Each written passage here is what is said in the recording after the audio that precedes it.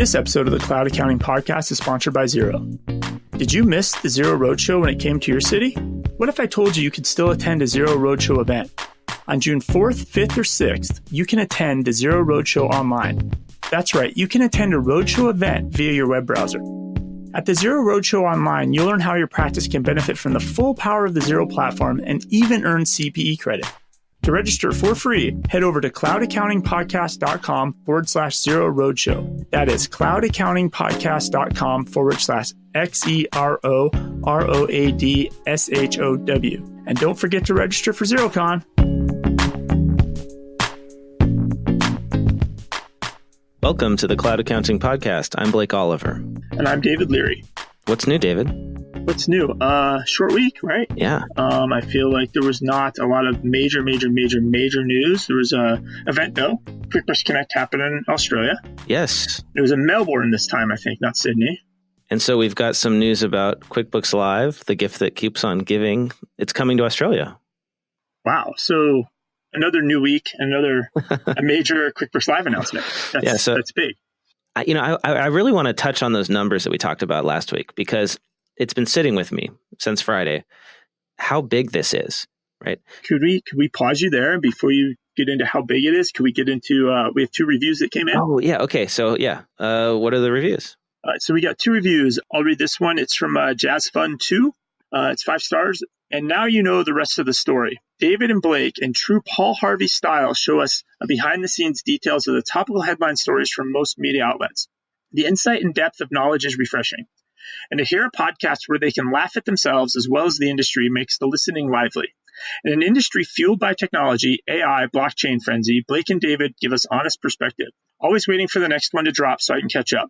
The Cloud Accounting Podcast is a must listen if you really want a reality check on what's happening in the cloud. Awesome. Thank you, Jazz Fun. That's Jan, right? I think so. Thanks, Jan. We got another review as well. 2 great guys keeping you updated on relevant accounting stuff. What a great podcast find for staying up to date on all things accounting. I especially have appreciated the accounting app news updates. Keep them coming. Your fan, MM. Thank you, MM. Yeah, absolutely. All right, now you can get into your big numbers. All right, so sorry, I jumped the gun there. So we were talking about QuickBooks Live last week and the news that Rich Priest announced on the QBO show that QB Live is expanding from the current 50 pro advisors to 500 pro advisors within about a year. Is that right, David? Did I get that right? I think he mentioned within the next 9 months. Okay, within the next 9 months. Which is crazy fast. Yeah, that's the goal. And these pro advisors, of course, are not going to all be working in the Boise office. They're going to be distributed around the country like TurboTax Live, similar. Well, specifically, they're going to use the first 500 are going to use existing TurboTax Live pro advisors because they're set up and ready to go. Got it.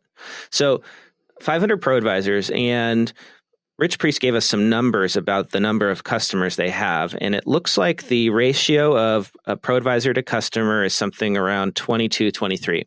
So let's just call it 25. Let's say a pro advisor on QB Live could serve 25 customers, and each of these customers pays $400 per month. So 500 times 25 is 12,500 QuickBooks Live customers paying $400 per month. That equals $5 million per month, which is $60 million per year in QuickBooks Live revenue. That would put QuickBooks Live at number 73 on the 2019 list of top 100 accounting firms, according to Accounting Today, right behind Singer Lewack, which has 10 offices, 43 partners, and 305 total employees. Okay, so just to be clear, so last week, 2 weeks ago, 3 weeks ago, a month ago, whatever, Intuit was not a bookkeeper or an accounting firm. No, software developer. Now they are becoming a bookkeeping firm. Yeah. In a strange way, accounting firm. And they're going to be one of the biggest instantly. Well, within 9 months. Yeah. A top 100 firm. Wow. Within 9 months. And they're not calling themselves an accounting firm though, right? Because I don't know exactly what they're describing it as. I don't really recall. It's kind of indefinite, but a platform, right? To connect businesses and pro advisors. But hey, isn't that what an accounting firm is anyway? It's a brand that connects, in most cases, it connects a business owner who needs services, tax, accounting, consulting to a service provider, typically a partner in the firm, who in a traditional firm owns their own book of business. And this is basically the same concept. Right? Same model, right? Because if I have a firm, I have my own in-house pro advisors that I might be paying $40 an hour to do the books for my clients. Yeah. And then I'm taking a piece of whatever I'm charging the client. So whatever they call it, I'm calling it an accounting firm.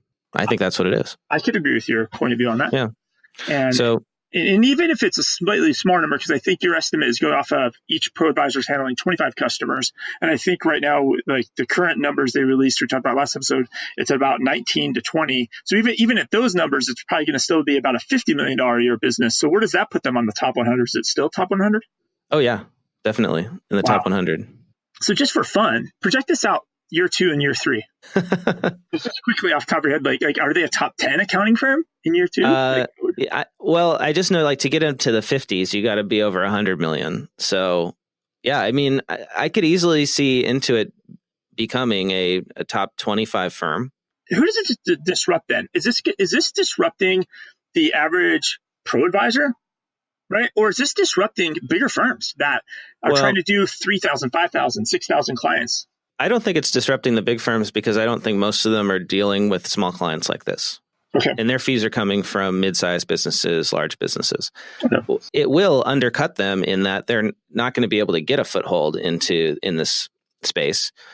What it really is doing is taking all of these small pro advisors and aggregating them into what is essentially a large firm. That's what it seems like to me.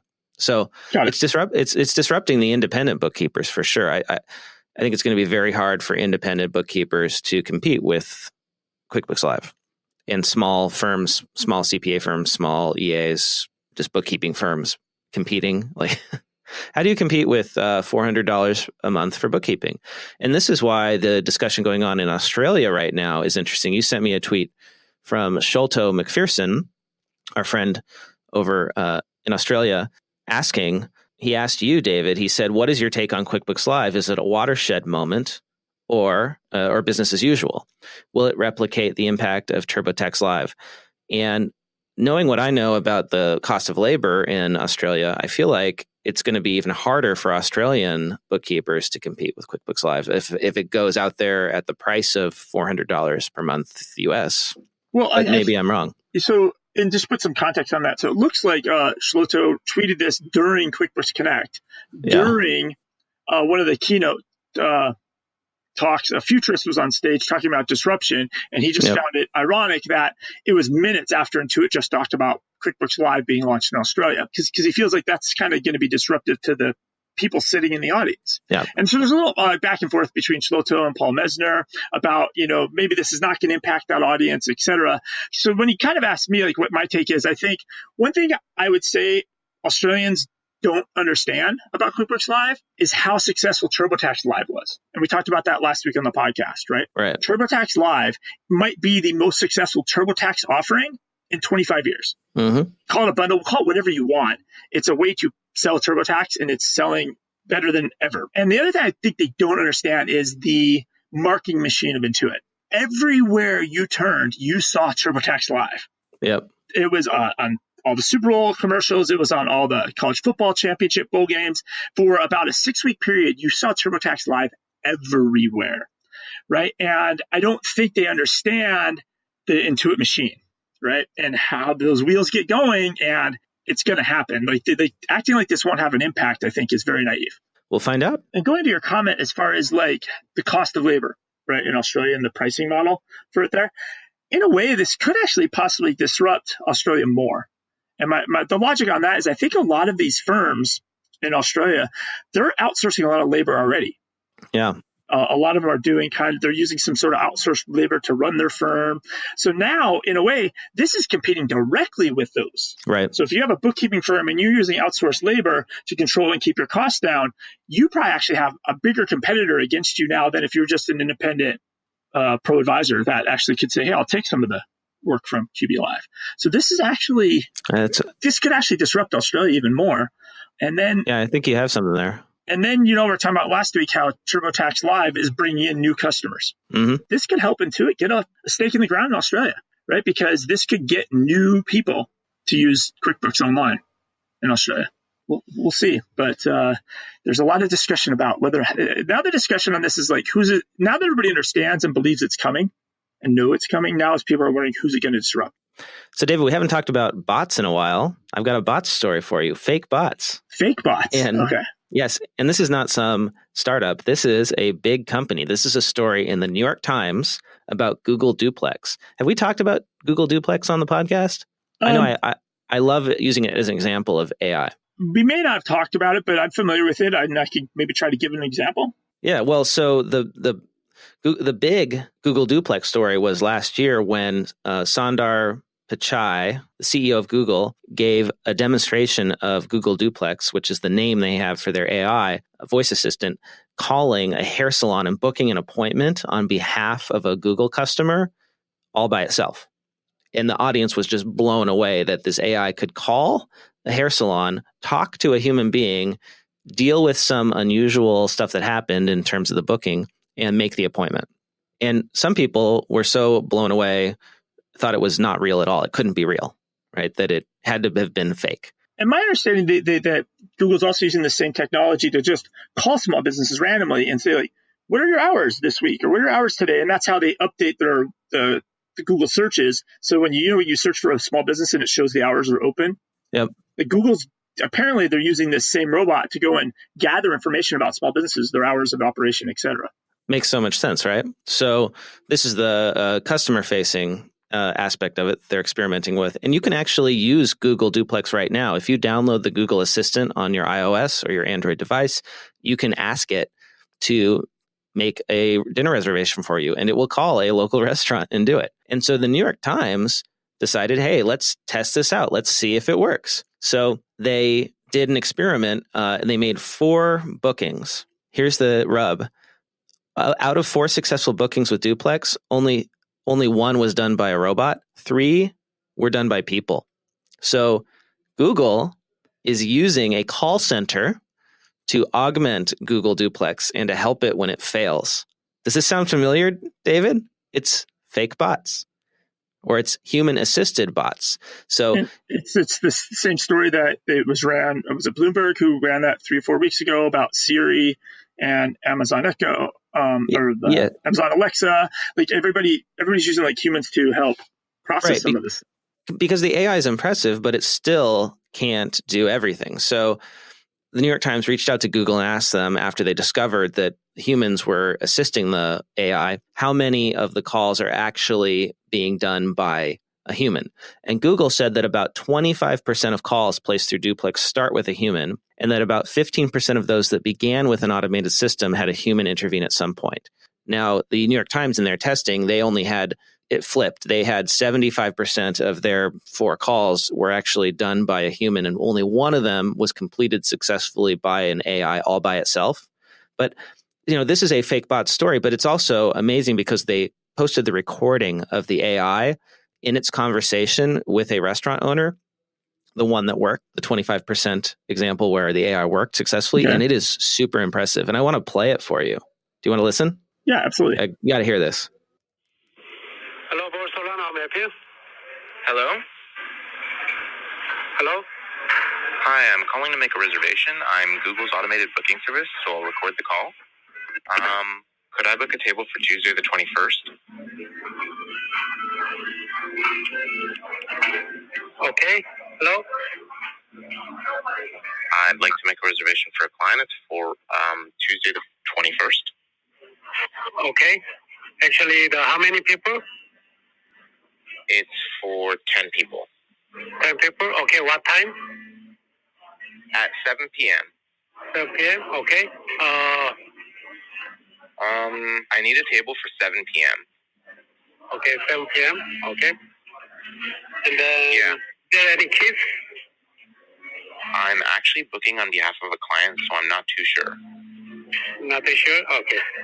Got it. Okay, so please be on time at 7 p.m. on Tuesday, right? Yeah. Okay. I can put you in the reservation book, so see you on Tuesday. Oh, would you like the client's name now? Yes. The first name is Cade. Okay, Kate. Okay, what is the last name? Last name, Metz. Matt? Okay. What is the telephone number? That was an AI. That was not a human being. Well, I mean, what's interesting about that, right? I think short interactions like that are very predictable how that conversation is going to go. It's kind of like scanning OCR on a business card, right? Mm-hmm. Very, very easy, because once you figure out where the phone number or the zip code is, you can work backwards and like there's the rest of the address. You look for a certain pattern, right? So there's a reservation phone call is always going to have some pattern to it, right? In general. Yep. That they can do that. But what I find really interesting is at the same time, if you're going to automate that from this side, if I'm a restaurant owner and I'm using an app like OpenTable, when's OpenTable going to have a bot answering those phone calls and handle, like why is that restaurant owner answering the phone and talking to another bot? Like the bots could just talk to each other and then you show up your reservation. The bots talking to each other. That's funny. And it almost makes more sense for the restaurant owner to have a bot answering calls for taking in reservations. Well, I was out looking at apartments yesterday, and when I called one of the large corporate complexes, they told me that if I pressed 1, they would text me so that I didn't have to stay on the phone and I could book my whole appointment that way. So I pressed 1 and I got a text message, and I was able to book the whole appointment via text message exchange. And it's possible that was all a completely automated system that was just reading my responses and finding time in the calendar. Because when I got to the leasing office, the guy who was sitting there at the desk had no idea that I in particular was coming in, and the appointment had been booked for him. So that could be a call center somewhere, maybe human assisted, maybe artificial intelligence, or a mix. It could be both. And that's the thing that I think the takeaway from this story and all the other coverage of bots that we have done is that right now AI is getting really good, but it's still a mix of human and machine. And it's really hard to know when. And so I think it's important as businesses that we ask and that we find out. Maybe as consumers, we don't care, but as businesses, as accountants protecting people's data, we need to know when humans are looking at this stuff and when it's not humans. So there's another AI product. It's called Roger AI. They're an accounting automation tool that they just raised $7.35 million. A couple of interesting things I think from this is who was part of the raise. So everybody remember Dan Wernikoff, the former GM of QuickBooks? He's investing. And TurboTax. He's investing. He's backed this Series A. So this is a company out of Denmark. Now they obviously did their round in San Francisco, so now they have a San Francisco office.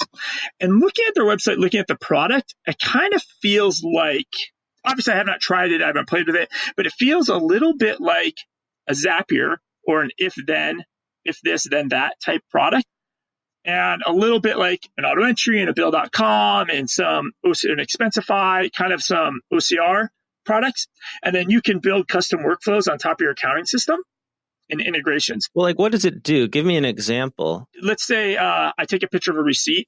Yeah. The receipt needs to be categorized and get into my QuickBooks, but maybe that receipt also needs to have 3 people approve it before it gets billed to a customer for some job. I don't know. And so you can automate all these processes, and then maybe it kicks it over to Slack, and then somebody in Slack could say, yes, approve that. So I think it's still pretty rudimentary. They don't integrate with many things as of yet. It's like Dropbox, QuickBooks, it's like 6 apps it integrates with. So the depth of the integrations is not a lot. But they're playing it up to, hey, you can use this to automate processes inside your small business, but then you as the accountant could use this to automate processes you're doing for your clients. And so if I really step back and think about this, if you look back to when we had the BotKeeper demo, and internally Enrico and his team at BotKeeper are building all these automation tools in-house, right? To massage data, touch data, move data, kick off processes, and that's how BotKeeper is able to augment the humans, right, that are helping out. Right, they have these automation tools helping out along the way. Mm-hmm. Imagine if BotKeeper took all those automation tools, whatever their tech stack is, and said, hey, we're going to just sell that as a separate product. And you could buy tools that smell, taste similar to what BotKeeper showed us. That kind of what feels like what Roger AI is here. But other than that, I'm only judging from what I've seen on the website. There's no video. I kind of explored around the integrations, kicked around, but I have not signed up. It's so new, like the QuickBooks Zero integrations say coming soon. The Bill.com integration says coming soon. They don't have any. Every integration says coming soon. So I don't know what it actually connects to at this point. But I just thought it was interesting that, Ben Wernikoff, jumped in on this. Well, and if you're interested in checking it out for yourself, head over to their website at roger.ai. roger.ai. I've got some follow-up on the security issues we talked about last week. We talked about the City of Baltimore getting hacked. Okay. We've been talking about Wolters Kluwer getting hacked. Well, another cloud hosting provider called Centrum has reported a systems breach. This was an article in the Journal of Accountancy published on Thursday, the 30th of May. Apparently, a whole week ago, on Friday the 24th, Centrum was hit by a malware attack. Now, Centrum, this is the first time I'm hearing about it, seems to be a virtual desktop, other cloud hosting provider for CPA firms. Okay. So they do specialize in our space. Yes, specialize in accounting. On Thursday, they posted an official statement on their website describing this malware attack that happened a whole week before, very similar to Wolters Kluwer. And they actually said in their statement that it appears to be similar to the one that hit CCH, Citrix, Baltimore, and Philadelphia. And so I was curious to know, well, what is this virus that has hit CCH? Because we still don't know. Wolters Kluwer hasn't told us what it is. And what, when we projected, I think we talked about that. I found that second article that was out there of that other malware 2-3 weeks ago. I think we had a link to it. Yeah. I'll see if I can find it. Well, apparently there's a connection between all of these malware attacks, Baltimore, CCH, and this one now with Centrum. New York Times, again, doing some really great investigative journalism, has a story up on their site called "In Baltimore and Beyond, a Stolen N.S.A. Tool Wreaks Havoc." Apparently, all of these attacks are linked to a hacking tool that the N.S.A. developed called Eternal Blue. That's a key component in all of these malware attacks. Before it leaked, they lost control of it in 2017. I had kind of heard about this before, but now this is really refreshing my memory, and I can't believe what a disaster this has been. Apparently, before it leaked, Eternal Blue was one of the most useful exploits in the NSA's cyber arsenal. According to 3 former NSA operators who spoke on the condition of anonymity, analysts spent almost a year finding a flaw in Microsoft software and writing the code to target it. Eternal Blue was so valuable, former NSA employees said, that the agency never seriously considered alerting Microsoft about the vulnerabilities and held onto it for more than 5 years before the breach forced its hand.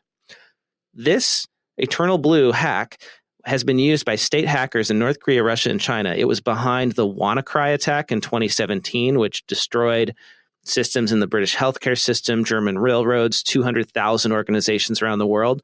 Russia used it as part of the NotPetya attack, which cost FedEx more than $400 million and cost Merck, the pharmaceutical company, $670 million. One of the cybersecurity experts interviewed in the story called this whole episode, quote, "the most destructive and costly NSA breach in history, more damaging than the better-known leak in 2013 from Edward Snowden." And the NSA and the FBI have declined to comment for the story in the New York Times and have basically denied responsibility or that they should be held accountable.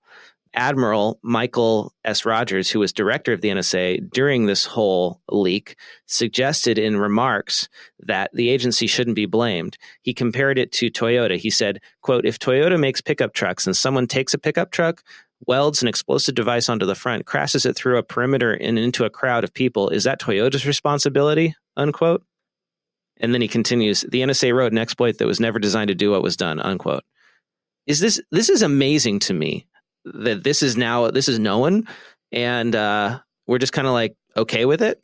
And nobody's talking about it, right? This will never make mainstream media, and like this is kind of a big deal because this is like if it's that powerful of a tool, right, that we created, we being our country, yeah, things our taxpayers pay for, like that means everybody's at risk. Oh yeah, and for international listeners who are not familiar with the NSA, they are the most secretive spy agency we've got in the United States, probably using their artificial intelligence and bots to listen in on this podcast right now. So National Security Administration. So good find. What a story.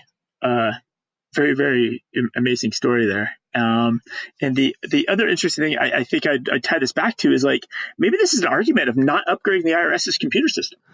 Oh, because they are using mainframes that are not susceptible to modern hacking? Yeah. Yes, right? It's so much legacy technology. And that nobody has the technical skills to hack them. Well, here's the thing is that the flaw in Windows that allowed these attacks to happen, that this exploit utilizes, has been patched. Microsoft patched it. But the problem is that there are so many systems out there that have not been patched, that have not been upgraded by the people responsible for security, that it still exists. You can still use this tool to hack into computers all over the world. Okay, I'm not going to cuss, but I want to slam my hand on the desk. Like, that is a bunch of crap.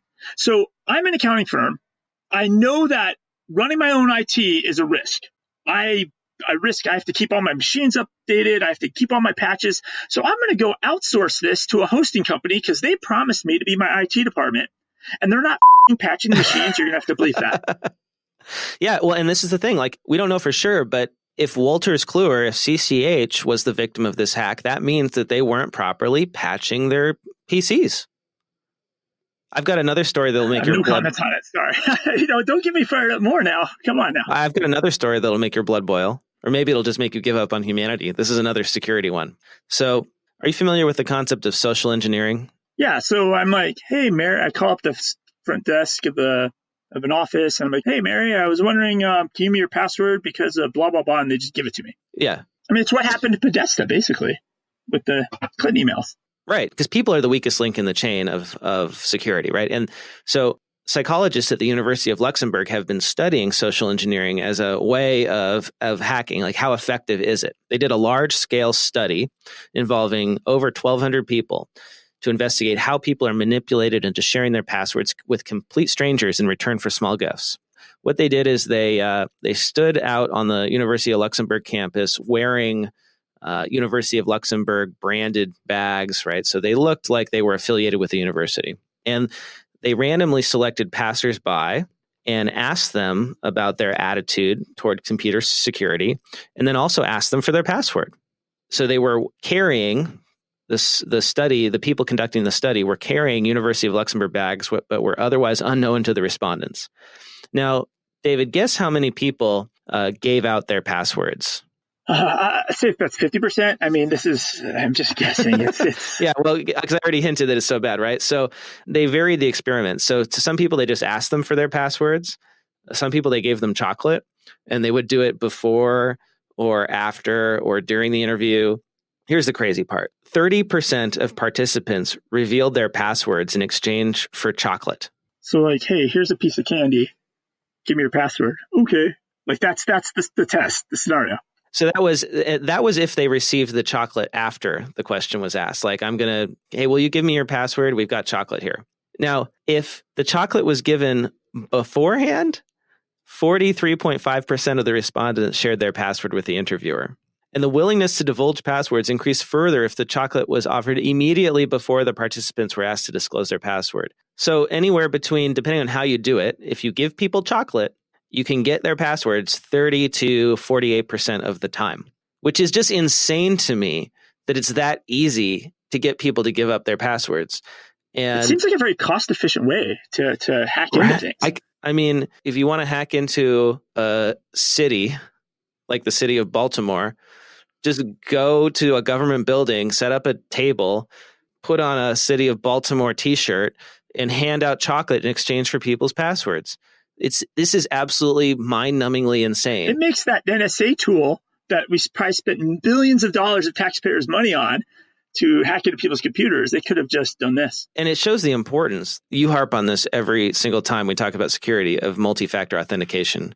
And it's not just because somebody might steal your password. It's because your people working in your firm or at your tech company might be dumb enough and I don't know, maybe dumb is harsh, but just people are not thinking. They're just willing to give away these passwords, and we have to protect our companies from our own staff more than anyone else. Yeah, people need to put their passwords like at the level of like their loved ones, right? Yeah. Like, hey, would you trade your child for some chocolate? Yeah.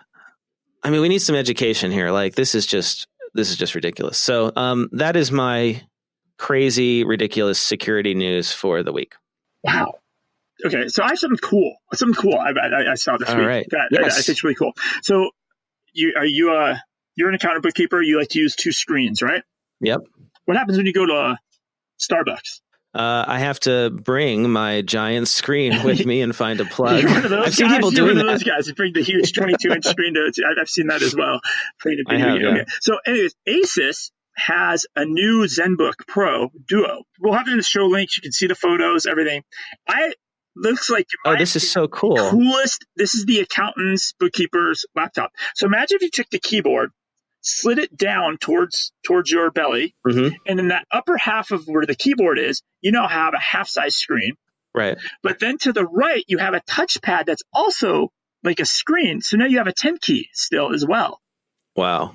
And so you could have the bottom half, maybe that's the email that came in and you're reviewing it, while on the top half you have QuickBooks open and you're doing some data entry or whatever. I'm assuming you're still doing data entry, right? Yeah. But you really get that benefit of having basically it's like a monitor and a half, but you still have the same form factor of a laptop. And what I like about this is that it solves a problem, which is you need two screens, but you don't necessarily need a full-size second screen. You just need a place where you can put something that you're referencing, right? Like, so part of a document or part of a web page that you're looking at while you work on a full-size screen.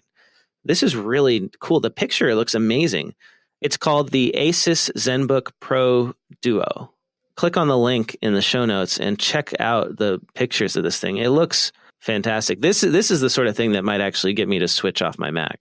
Yeah, like this is a bookkeeper's laptop or accountant's laptop by far. This is totally slick. Asus, if you would like to send a review copy, please contact us on Twitter. Yeah, send one to David and send one to Blake. Well, even for the podcast, right? Because I could have the stories I'm talking about up there, but our recording software could be running on the bottom half.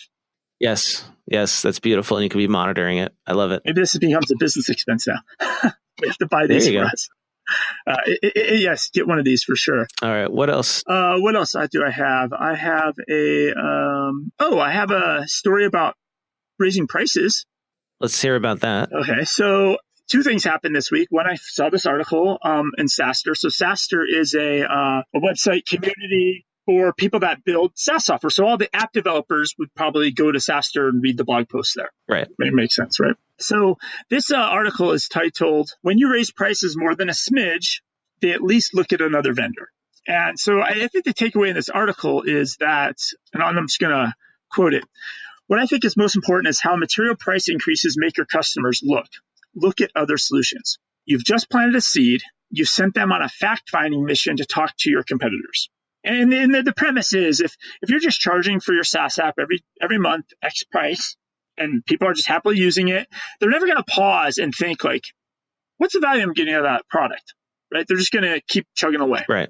And you could maybe, incrementally raise it a little bit here, a little bit here, a little bit here. But if you do it a material raise, people are going to question, right? And then, well, coincidentally, me personally, I had that experience this week. Oh, what happened? So I got an email from Intuit about my QuickBooks subscription. So oh no, you got hit with an increase. I got hit with a price increase. And so my price is going, I think I'm paying right now, it's $29 a month for my QuickBooks Online Plus. On July 1st, I've been told it's going up to $70 a month.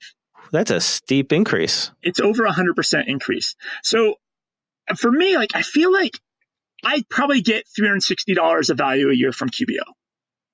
But when I start stepping back and I look at $840 for a year, that all of a sudden becomes my biggest business expense.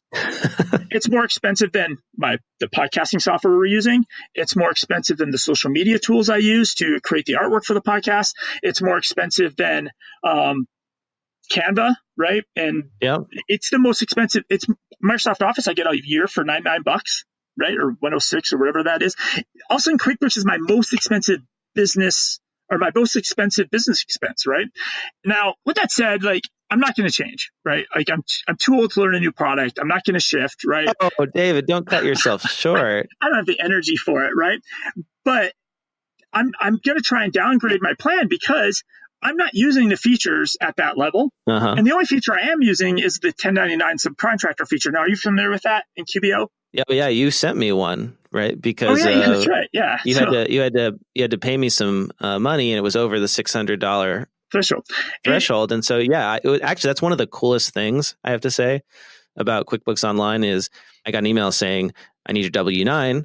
And I just click the button and I put that in and it went right into your QBO file, right? It's a really cool feature, but ultimately what that's really doing, it's driving subcontractors to sign up for QuickBooks Online Self-Employed. Brilliant. So I would argue that feature should just be free on all QBO plans, because I used it with somebody else and she signed up for QB Self-Employed. Right.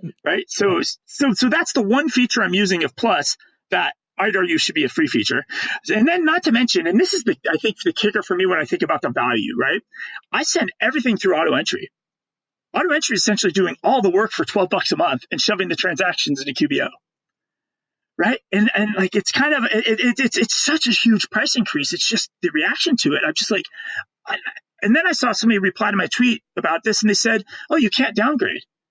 You can't. So I guess I'm paying it. Well, or bringing it back to this article on SaaStr, maybe you shop around. Hey, I'm sure that there's somebody at our episode sponsor Xero who would really love to talk to you, David. But so this is a really good question. Is when is it good to raise prices, and when does it do more harm than good? In the software world, I think it is debatable that, like, sometimes you just want to take your legacy customers and leave them at the price they were at, rather than disrupt things. The way that your relationship with QuickBooks is you're questioning it at this point, given the massive doubling of the $840 of value. Like, I don't see that. Like, that value is hard to measure. And I think it is important for tech companies to really think carefully before they raise prices, because it's the incremental cost to serve a customer for Intuit, for most SaaS companies, is not that much, right? Your cost of sales is not very high once you've got a customer. In the accounting world, if we're talking about raising prices in your accounting firm or bookkeeping firm, in my experience, and I was guilty of this myself, most firms are really bad about raising prices and are seriously underpricing their legacy customers. And by legacy, I just mean customers you've had for a long time. We are not good at raising prices every year, especially the way that Intuit has been. And we need to do more of it. And in that case, you actually want your customers to go out and shop for other options. It's really an easy equation. You just, you look at your customer base and you say, all right, if I raise prices across the board by 20%, would I lose 20% of my customers? And if the answer is no, that you would lose less than 20%, you should raise your prices. Yeah. And I think that's probably the equation to its day, right? And talk about that with the QuickBooks Advanced. Right. Pushing. Exactly. And it's important to be raising prices always, because you need to create capacity in your firm for taking on new clients. And it's way easier to create capacity by raising prices and shifting some of your customers to other firms that are willing to service them for less, for instance, than to go out and hire new people. I mean, it's just a very easy way to increase your revenue and your margins without having to grow your firm. It's so much more efficient.